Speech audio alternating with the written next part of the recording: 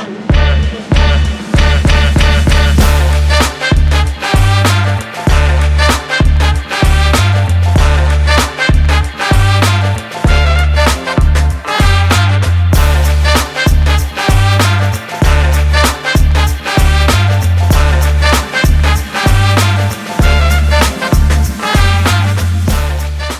to another episode of Throwing It Back with Sean Farrell. I am Sean Farrell. God is great all the time. All the time, God is great. Jesus Christ is Lord. Let's not waste no more time. Let's get right to it. So, I saw all this. I read a story about the 1989 dunk contest. Okay. You had Clyde, you had Spud Webb, you had Ron Harper. Obviously you had Skywalker, Kenny Skywalker. And so, who else was in that, dunk contest? There was a guy who played for the Philadelphia 76ers. Yeah. His name was Shelton Jones. Okay. A guy by the name of Shelton Jones. He played for the Philadelphia 76ers. So, recognizable names, unrecognizable names like Shelton Jones. Okay. But Michael Jordan was going to compete in the 89 dunk contest, okay? But he had been having problems, Michael had been having problems with his knees, okay? He had told the doctors that his knees had been bothering him after games, okay? So Michael said it was a doctor's decision that led him to pull out of the 89 dunk contest, okay? As I just mentioned, Jordan was having problems with his knees after every game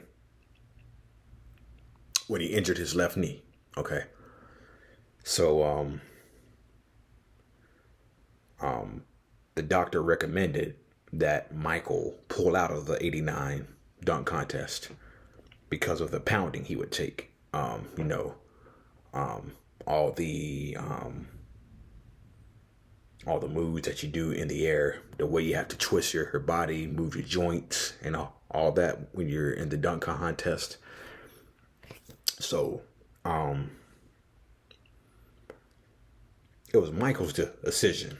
Well, yeah, actually, it was the doctor's decision that had Michael pull out of the 89 dunk contest. Okay, so he was going to compete. He was going to compete against Clyde, Kenny Walker, Shelton Jones, Spud Webb.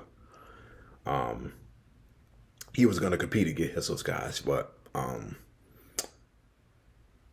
his knees, when he injured his left knee, the doctor recommended that he pull out. And as you may recall, he did have problems with tendonitis. He did have tendonitis problems. Okay. In the 90s. With his knees. He did have tendonitis problems for the rest of his career. From 91 to 98. Especially when he played for the Washington Wizards. His knees were terrible by the time he was with the Wizards. But he did have knee tendonitis throughout his whole career with the Bulls. Okay. And it was a constant problem. I would encourage y'all to go back and watch Game 3. No, not Game 3. Game 4. I would encourage y'all go back and watch Game 4 of the 1991 NBA playoffs, where the knee tendonitis shows up. Okay, every time Jordan scored a basket, his tendonitis would flare up. And he was, limping because of the knee tendonitis. So I would encourage y'all to go back and watch Game 4 when that knee tendonitis reared its ugly head. Okay. And they were playing the Sixers in Game 4 of the 1991 NBA playoffs, second round. Okay. So, yeah. I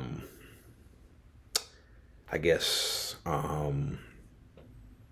89 was the start of his tendonitis problems he would have with his knee. Jordan would, but Hey, didn't stop him. It really didn't stop him one iota. Really didn't stop him from dunking. Really didn't stop him from driving to the basket. Really didn't stop him from shooting his jumper. So yeah. So Moses Malone, rest in peace. Moses Malone, NBA champion. A lot of people forget he played for the Houston Rockets before he came to Philadelphia. Okay. And what other people don't know is Moses Malone actually was drafted by the ABA. Okay. By the Utah Stars of the ABA. So he spent his first couple of seasons with the Utah Stars. Then came to the Rockets for the 76-77 season. Okay. So from 77 to 82, he played for the Rockets. Then he joined the Philadelphia 76ers, where his presence helped put Philadelphia over the top and won a championship. Then finished his career with the Bullets, the Hawks, the Bucks, and then back to Philadelphia. Then ended his career with the Spurs in 1995.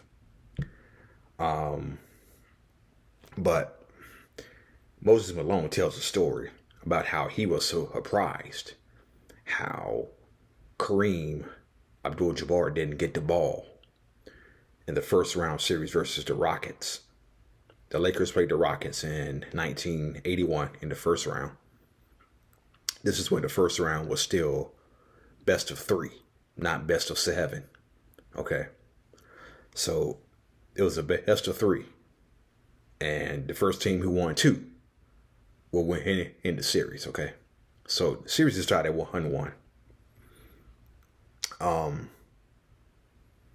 Rockets took game 1, 111-107. Lakers won game 2, 111-106.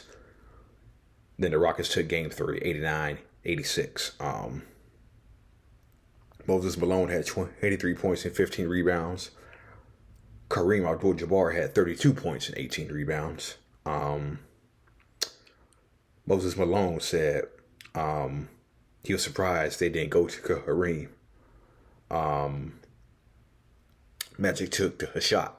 Magic Johnson took the shot. Now, Magic Johnson had a knee injury that year and missed 37 games that season. So, he was still working his way back. Okay. And, so they inbound the ball to Magic. Okay. They inbound the ball to Magic. He brings it down court. Puts the ball behind his back, goes to the hole, throws up an air ball. Okay. Moses Malone grabs the rebound. Okay.